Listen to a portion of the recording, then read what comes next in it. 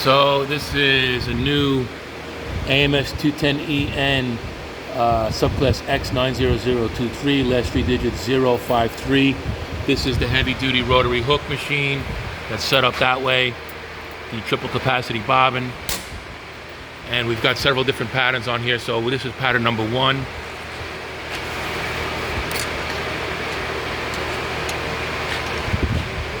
One pedal makes the left side come down. You would put the buckle in on the left-hand side.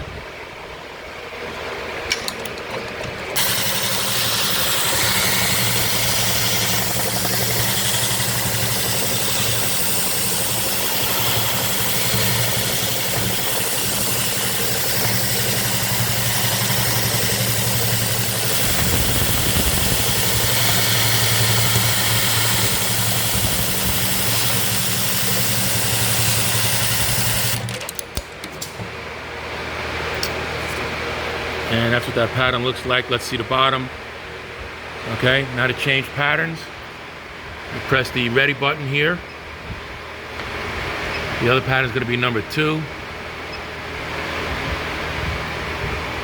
That's the smaller pattern. So basically we're making the reference off this side, that way the buckle's on that side.